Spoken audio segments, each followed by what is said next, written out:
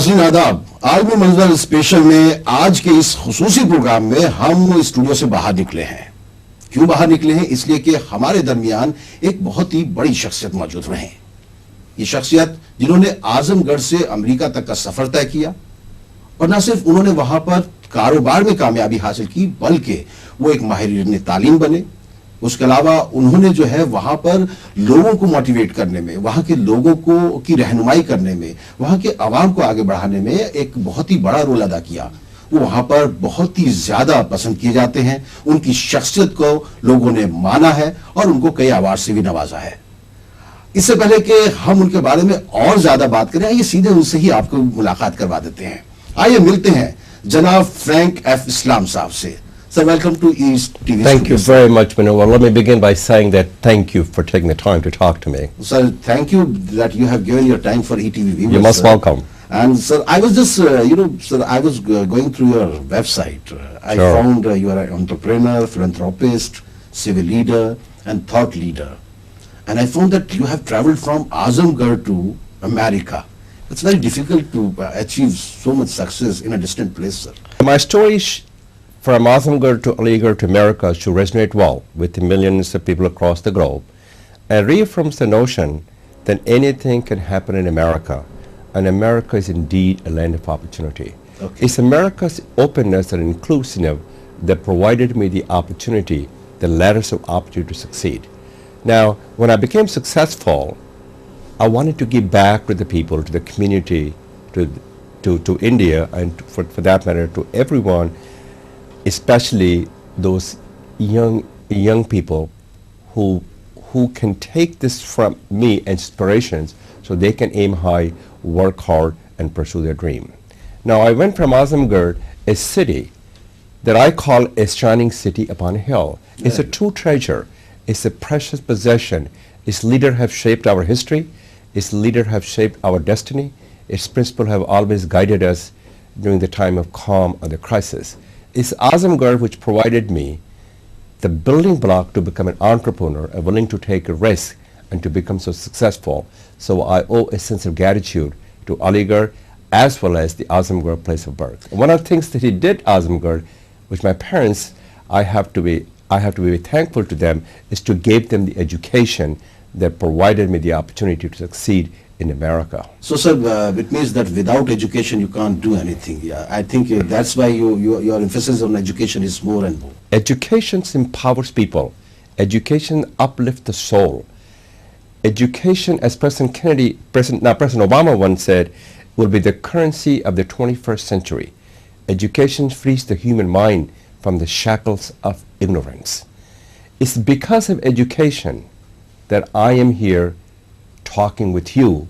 Without that education, I would have never been successful. So if I have to give advice to young Indian, regardless who they are, Muslims or Hindus or any caste and creeds, and I say the following things: get a good education, be the best you can be passionate, be committed, and work hard, aim high, and pursue your dream. But when you become successful, you give the opportunity to others, serve your community, serve your country, so that people can inspired by your story, and that's what makes a more sustainable society. Yeah, this is what you are doing. You are going back to the society, what Yes. the society has given to you. But sir, as far as education is concerned, when we talk about education, now people are thinking just about their career. So sir, we are not finding those values these days. Only career-oriented education, is it a good thing? Obviously, if you have the education, you have a career, so you become part of the 21st century workforce. As a result of, you can get a job, you can feed your family, and you become part of the fabric, social, economic, political fabric of the nation. But it is also important what I call pre-K education, pre-kindergarten, which is a 5-year-old and 6-year. The parents need to create an environment for them to flourish. Right. They need to tell them that they have the role and responsibility to shape the fate and the future of this nation. But I wanted to emphasize that higher education does not necessarily mean you go to Stanford or Harvard or you go to IIT, but any kind of a training, schools you can go to community colleges to get a degree, so you become a part of this workforce, so that the so that you can have a job, so you can realize your dream. So, as you mentioned that America is, Land of opportunity. Land of opportunity. So, are they ready to welcome you with open arms, or you have to struggle a lot for? Well, if you talk to President Obama, he will say that his story can only happen in America. So let me say a couple of things too, and you have a very good point. It's America's openness and inclusiveness that provided me opportunity to succeed. These are the strengths and the values and the qualities that all of us can proudly and truly embrace. And that's what India needs to do. Each and every human being, each and every person has extraordinary potential, and we must exploit those potential, and they have a lot to give to society.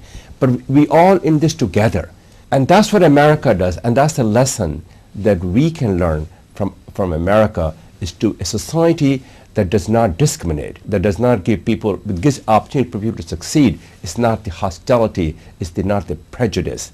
Frank इस्लाम साहब से बातचीत का सिलसिला जारी रहेगा। यहाँ वक्त एक मुख्तसर वक्फे के बाद लौट कर आते हैं।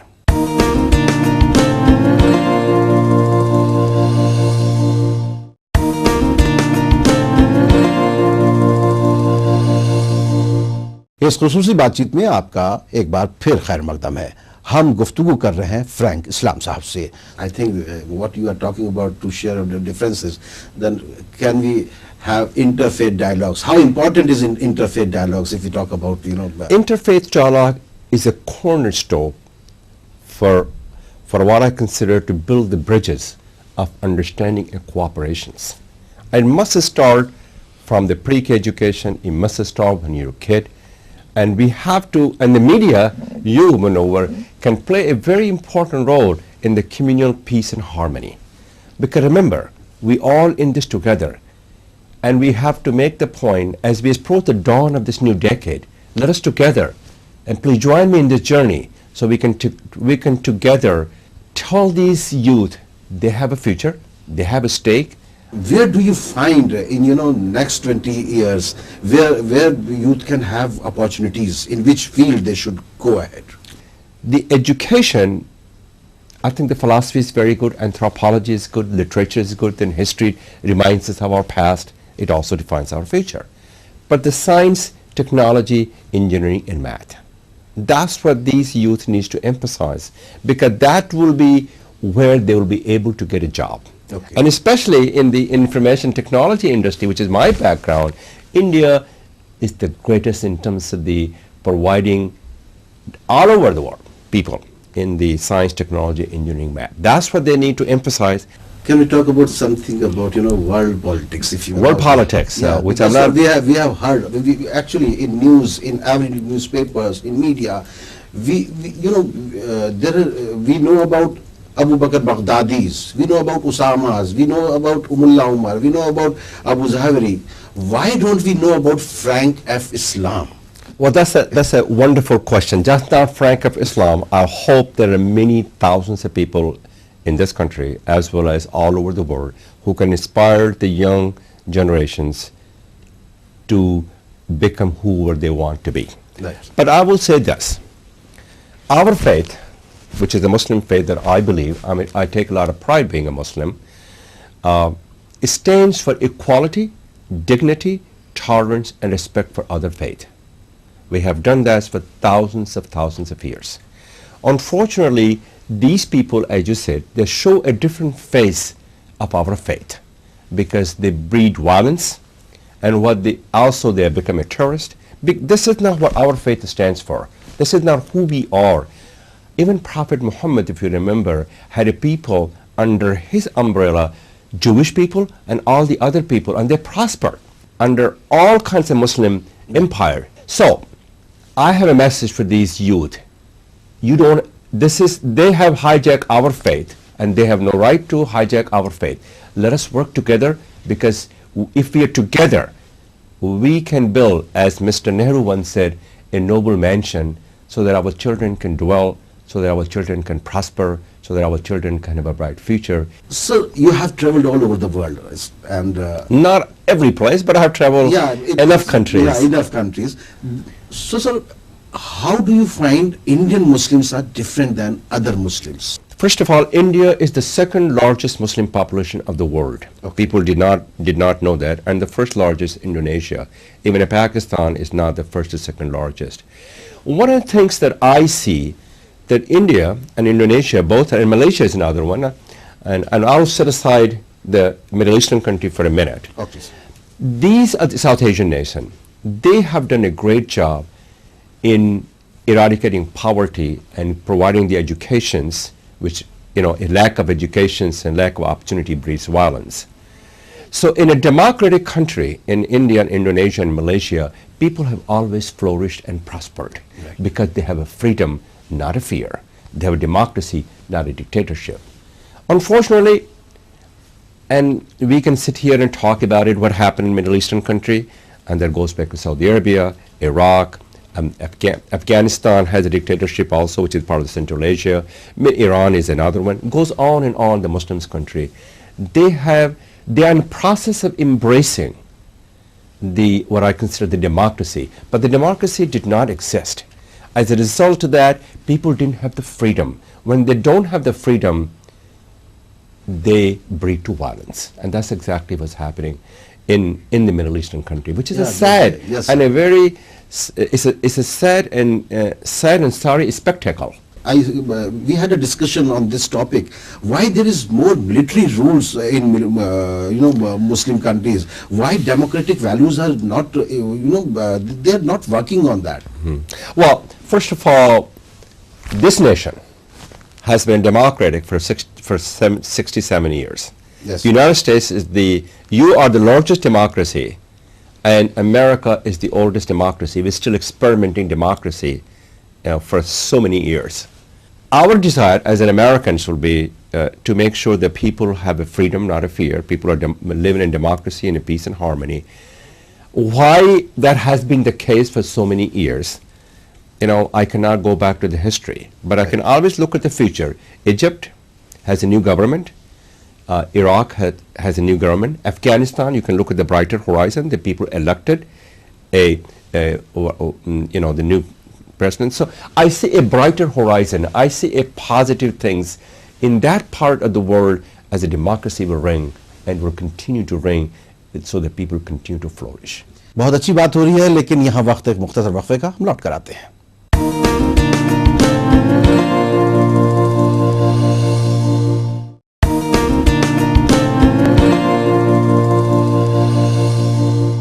इस खास मुलाकात में, इस खास बातचीत में आपका एक बार फिर खैर मकदम है. हमारे दरमियान मौजूद हैं फ्रैंक इस्लाम साहब. As far as Muslim masses are concerned, they look at America with a little suspicion and all that. They blame for everything in the world on America. How do they think about Muslims? It's just not they, it's the whole Western countries. Okay. What ISIS and ISIL is doing in Syria and Turkey is a totally barbarian. They're violent. They're killing innocent human beings. They have no right to do that. So when things like that happen, people in the Western country derive the notion that all the Muslim is the same way.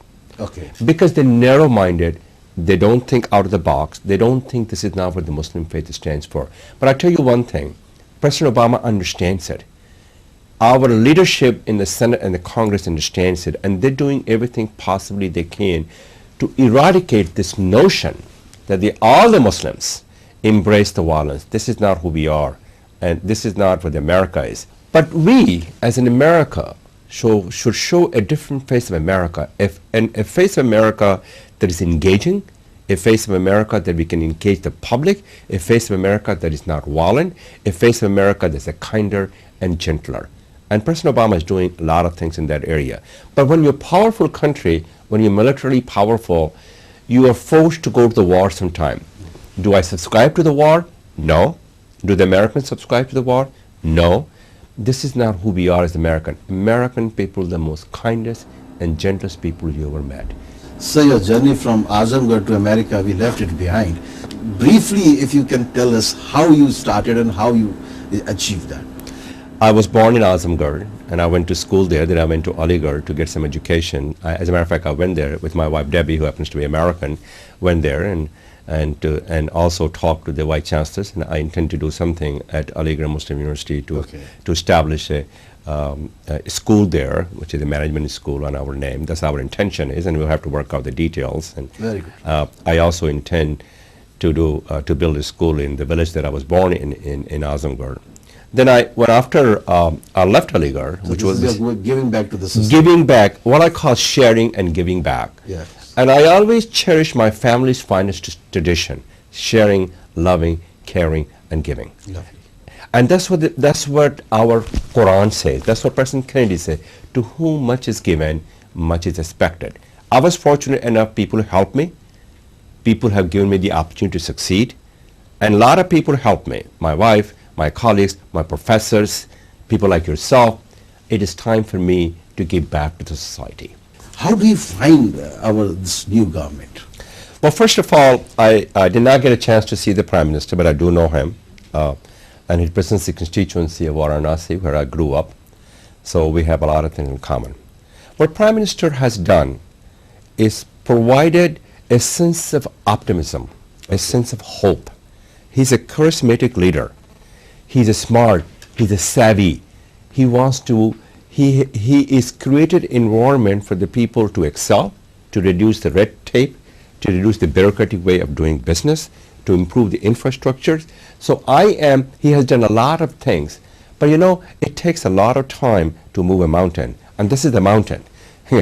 but I'm You going need out of the box idea. Oh, he has a good idea that I can give you two things that he has done, which is sanitation. Okay. Clean India. To me, that is a very, very, very important. It also, the most important thing, being a clean is very important. It's good for your health, it's good for sanitation condition. It's also good for the environment. Right. In addition to that, made in India. That is a manufacturing hub in India. Make in India. Yeah, make it in India. I made in India. Where, Yes. the way those are two things that he has done. In addition to creating environment, being what I consider the new way of doing a business, creating a business environment, attracting the investment in these nations, and also improving the infrastructure, which is committed to do. But he created a sense of energy, a sense of optimism, a sense of hope that we all in this together. Let's work together. Let us make this country, as John Winthrop said in 1632, about America, a shining city upon a hill. Sir, you rightly mentioned that lots of good things are happening since Narendra Modi ji has come, as far as Muslims are also concerned, because when he spoke to Fareed Zakaria, what he said about Muslims, do you agree with it? Give Indian Muslim youth a hope, your hand, your help, your vision, your values, and your voice, so that they can become Prime Minister Modi one day. They can become a part of the social, economic, political fabric of this nation. And they can be one day become a prime ministers, and empower them with education. Right. Because they lag behind. That means give them the opportunity to succeed. So to me, and I will continue to make that point, all these reservations, things like that, give opportunity to the Muslims, as well as they are left behind. They confront hostility and open prejudice, and especially the young. Give them the hope, give them help, give them your vision, that we all in this together, we're going to build this nation, and you're going to be part of that, and you're going to be prosper, and you will become one day the Prime Minister. I think what we need to do as Indian Muslims is to not complain or criticize, but collaborate, communicate, be compassionate, be concerned, be caring. Thank you, Mr. Frank, for talking so. Oh, you're most welcome. decently Appreciate it. and giving so much inputs to our youth, and I think you must have inspired them a lot. And as poet says, कि उनका जो काम है वो अहले सियासत जाने, मेरा पैगाम मोहब्बत है जहाँ तक पहुँचे. नाज़रीन, आज आलमी मंजर स्पेशल में हम थे फ्रैंक इस्लाम साहब के साथ, जो इंस्पायर करना चाहते थे उन नौजवानों को, पूरे मुस्लिम दुनिया को, और बताना चाहते थे कि अगर आप मेहनत करना चाहें, आप आगे बढ़ना चाहें, तो दुनिया आपके लिए बाहें जो है खोले खड़ी है. आप बस कोशिश कीजिए, मेहनत कीजिए, तालीम की तरफ बढ़िए, और अपने कैरियर को बनाने के लिए जो कुछ कर सकते हैं नेक नियति के साथ वो कीजिए. अगले हफ्ते फिर आलमी मंजर में किसी नए मौजू पर बात करेंगे. तब तक के लिए तहसीन मुनव्वर को इजाजत दीजिए. आदाब.